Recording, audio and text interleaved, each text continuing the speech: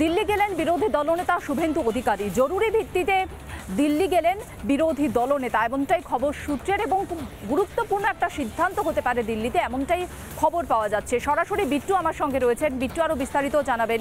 বিট্টু, কোন বিষয়ে বড়সড় সিদ্ধান্ত হতে পারে দিল্লিতে শুভেন্দু অধিকারী যে কারণে ছুটে গেলেন?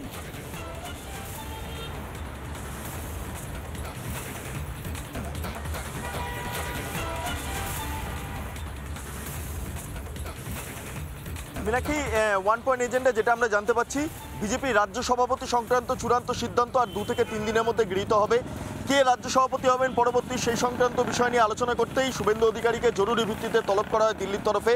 আজকে সকালবেলায় তিনি বিমানের মাধ্যমে দিল্লিতে পৌঁছে গিয়েছেন, যেটা আমরা জানতে পাচ্ছি। দুপুর থেকে সেই বৈঠক শুরু, এবং বৈঠকের যেই সময়সীমা তা আরও বাড়তেও পারে। কাজেই আজকে তিনি ফিরবেন কি ফিরবে না কলকাতায়, তা নিয়ে একটা জল্পনা রয়েছে।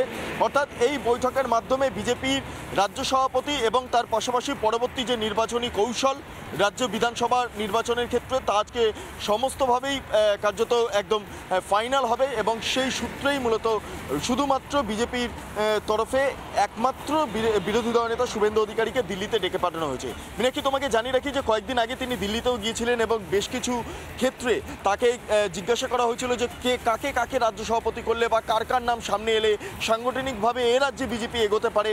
এবং আজকে চূড়ান্ত পরিমাণের যেই বৈঠকটা, সেই বৈঠকেই আজকে সিদ্ধান্ত গৃহীত হবে যে পরবর্তী রাজ্য সভাপতি কে হচ্ছে। তবে তার নাম ঘোষণা হতে আরও 2 থেকে 3 দিন সময় লাগবে বিজেপি সূত্রে জানতে পাচ্ছি। আজকের বৈঠক দুপুর থেকে শুরু হবে, এবং তারপর দেখা যাক বৈঠক কতটা লেন্দি হয়। সেই লেন্দিনেসের ওপরই দাঁড়িয়ে রয়েছে আজকে তিনি আবার কলকাতায় ব্যাক করবেন কিনা। যদি না হয় তাহলে আগামীকাল কলকাতা ব্যাক করবেন, কারণ আগামী সোমবার থেকে বিধানসভাও শুরু হচ্ছে, ফলে সেখানেও তার বেশ কিছু কর্মসূচি রয়েছে। অর্থাৎ বলাই যেতে পারে এই বৈঠক বিজেপি রাজ্য সভাপতি চূড়ান্ত করার যে শিলমোহর, তা শিলমোহর দিয়ে দেবে বলা যেতে পারে। মীনাক্ষী,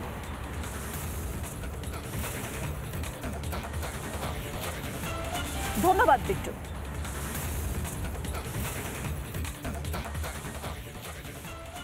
জাংরা হাতিয়ারা 2 নম্বর গ্রাম পঞ্চায়েতের ঠিক এই জায়গায়, যেখানে 6 থেকে 8 কাঠা জমি রয়েছে, এই জমি পাশেই কিন্তু রয়েছে একটা স্কুল, অর্থাৎ আঙ্গনওয়াড়ি স্কুল, এবং পাশেই রয়েছে এই জমিটা। আমি দেখাতে বলবো ভিডিও জার্নালিস্ট পলাশকে, যে দেখো এই জমি, সেই জমিতে কিন্তু গতকাল যেটা হচ্ছে রীতা গাইন, যিনি জাংরা হাতিয়ারা 2 নম্বর গ্রাম পঞ্চায়েতের প্রধান, তিনি এসেছিলেন, এবং এই জায়গাটা কিন্তু তিনি পাঁচিল দিয়ে ঘিরতে যান।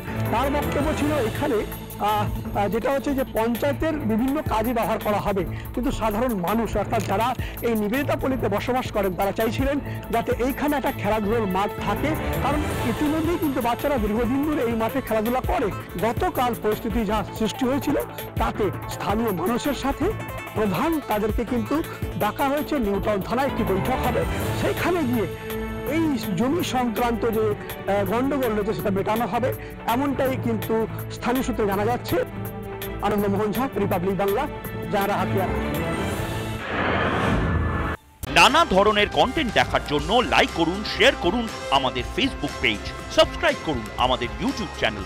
পাশাপাশি অন্যান্য ব্রেকিং নিউজের জন্য অবশ্যই চোখ রাখুন রিপাবলিক বাংলায়।